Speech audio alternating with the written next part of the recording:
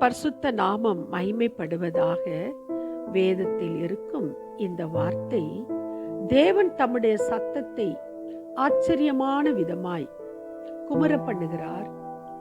நாம் கிரகிக்க கூடாத பெரிய காரியங்களை அவர் செய்கிறார். இந்த வார்த்தையினுடைய வாழ்க்கையில் எப்படி பலித்தது என்பதை என் வாழ்வில் நடந்த ஒரு சம்பவத்தின் மூலம் உங்களோடு கூட பகிர்ந்து கொள்ளும்படி நான் கர்த்தருக்குள் வாஞ்சிக்கிறேன். பல ஆண்டுகளுக்கு முன்பாக தமிழகத்தில் இருக்கும் ஒரு மலை பிரதேசத்தில் இருக்கும் ஒரு பல்கலைக்கழகத்தில் நான் கணனி பேராசிரியராய் பணிபுரிந்து வந்தேன். 22 ஆண்டுகள் உண்மை உத்தமாய் அந்த வேலையை நான் செய்தேன்.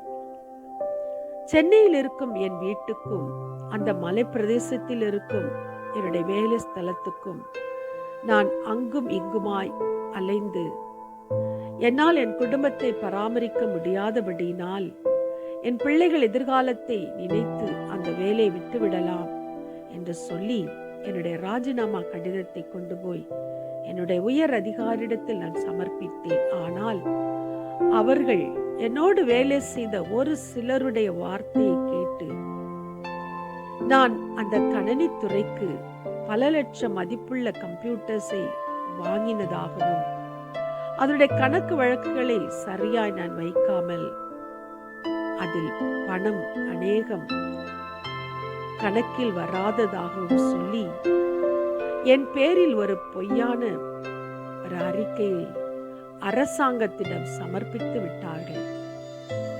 ஆகையினால் எனக்கு வரவேண்டிய சலுகைகளோ என்னுடைய ஊதியமோ ஒன்றுமே கிடைக்காமல் நான் மிகவும் மன உளைச்சலுக்குள்ளானேன். யாரிடத்தில் போய் இதை கேட்பது என்று சொல்லி அந்த உயர் அதிகாரியிடத்திலே நான் பலமுறை விண்ணப்பம் பண்ணினேன். என் பேரில் ஏதாயிலும் கணக்குகள் எழுத்தின்படி காட்டப்படாமல் இருக்குமானால் அதை எனக்கு அனுப்பி வையுங்கள், நான் அதை கட்டாயம் சரிபடுத்துகிறேன். நான் இதுவரைக்கும் உண்மையும் உத்தமா இந்த கணக்குகளை வைத்திருக்கிறேன். அதில் ஒன்று கூட எனக்கென்று சொந்தமாய் நான் எடுத்துக்கொண்டது இல்லை என்று பலமுறை வாதாடியும் அந்த அதிகாரியுடைய மனதோ கல்லாகி போனது. அவர்களிடத்திலிருந்து எந்த அசைவும் இல்லை. மட்டுமல்ல, அரசாங்கத்துக்கு அந்த அறிக்கை அனுப்பப்பட்டபடினால் நிலைமை நாளுக்கு நாள் மோசமானது. நியாயத்துக்கு புறம்பான அந்த காரியம் என்னை மிகவும் மனவேதனைக்கு கொண்டு போனது. எனக்கு வரவேண்டிய எந்த பணமும் எந்த சலுகையும் கிடைக்காததினால் நான் மிகவும் வேதனையோடு என் நாட்களை கழிக்க வேண்டியது இருந்தது. என்னோடு வேலை பார்த்த ஒரு சிலர், குறிப்பாக ஒரு வரலாற்று பேராசிரியை மட்டும் அடிக்கடி எனக்கு போன் செய்து, உன்னுடைய நேர்மைக்கு தக்கதாக உனக்கு பலன் கிடைக்கும் என்று அவர்கள் ஆறுதலோடு கூறி வந்தார்கள். அவர்களும் நானும் மிகவும் ஒன்றாய் பழகின ஒரு நல்ல தோழிகளாய் இருந்தோம். சிலர் சொன்னார்கள், நீ கோர்ட்டுக்கு போனால்தான் இந்த காரியம் நடக்கும் என்று சொல்லி மாதங்கள் உருண்டோடி கொண்டே வந்தன. நான் அதிக மன உளைச்சலுக்குள்ளானேன். அப்பொழுது ஒரு வசனம் எனக்கு நினைவுக்கு வந்தது. வருத்தப்பட்டு பாரம் சுமக்கிறவர்களே, நீங்கள் எல்லாரும் என்னிடத்தில் வாருங்கள், நான் உங்களுக்கு இளைப்பாறுதல் தருவேன். இந்த வசனம் கிடைத்த உடனே நான் 21 நாட்கள் உபவாசம் பண்ணி இரவும் பகலுமாய் கர்த்தருடைய சமூகத்தில் கண்ணீரோடு ஜெபிக்க ஆரம்பித்தேன். 18 நாட்கள் கழிந்த பிறகு ஒரு இரவு நேரத்தில் ஆண்டவர் எனக்கு ஒரு சொப்பனத்தின் மூலம் பேசினார்.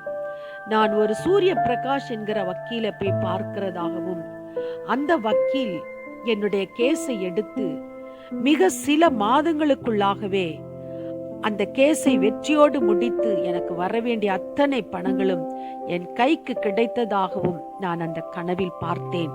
மட்டுமல்ல, அந்த கனவிலே சிலர் சொல்லுகிறார்கள், அவர் மிகவும் பிரசித்தி பெற்ற ஒரு வழக்கறிஞராய் இருந்ததினால் உங்களுக்கு இத்தனை சீக்கிரத்தில் வெற்றி கிடைத்தது என்று சொல்லி. அடுத்த நாள் காலையில் நான் எழுந்து இந்த சொப்பனத்தை நினைவுபடுத்தி, ஆண்டவர் எனக்கு ஏதோ ஒரு வக்கீலை போய் பார்க்க சொல்லுகிறார் என்று சொல்லி அந்த சூரிய பிரகாசம் என்கிற வக்கீலை நான் பல இடங்களில் தேடினேன், பல பேருக்கு நான் போன் செய்து கேட்டேன். ஆனால் அப்படி பிரசித்தி பெற்ற ஒரு வழக்கறிஞர் எங்கேயுமே காண முடியவில்லை. ஆகையினால் மீண்டுமாய் நான் தேவ சமூகத்துக்கு ஓடி வந்து, ஆண்டவரே, அந்த வழக்கறிஞர் பெயரை சொன்னீரே, அந்த அட்ரஸையும் எனக்கு காண்பித்தருளும் ஐயா என்று சொல்லி நான் ஒரு சில நாட்கள் ஜெபித்துக் கொண்டிருந்த பொழுது, நான் வாசிக்க வேண்டிய என்னுடைய வேத பகுதியிலிருந்து கர்த்தர் என்னோடு பேச ஆரம்பித்தார். ஆச்சரிய விதமாய் அவர் தன்னுடைய சத்தத்தை தொனிக்க பண்ணுவார் என்ற வசனத்தின்படி 84 சங்கீதம் 11 தேவனாகிய கர்த்தர் சூரியனும் கேடகமுமானவர். For the Lord God is a sun.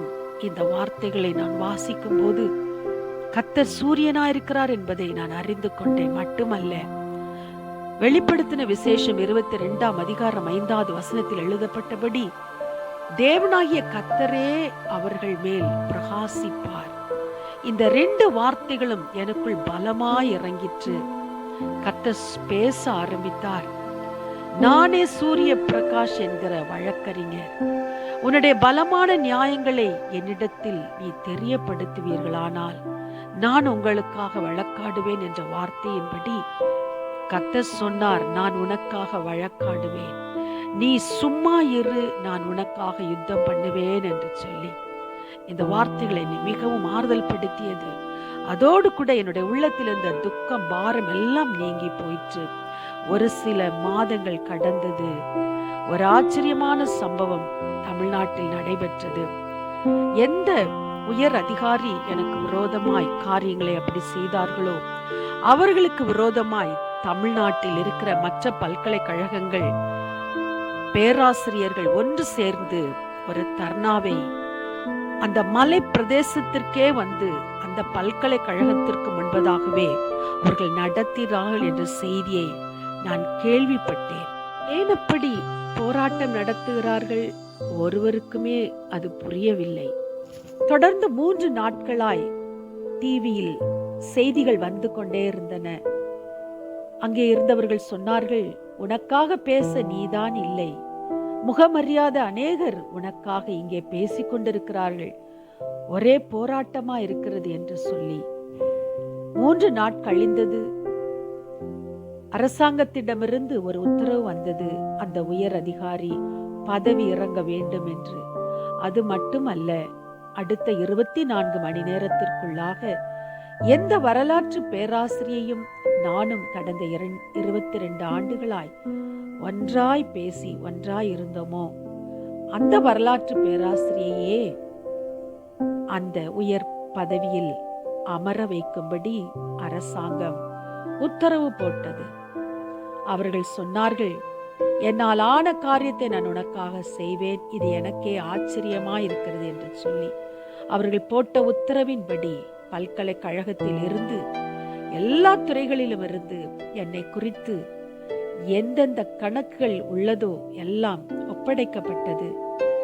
அதில் ஒருவர் கூட நான் கணக்கை தவறாய் வைத்தேன் என்று சொல்லவே இல்லை.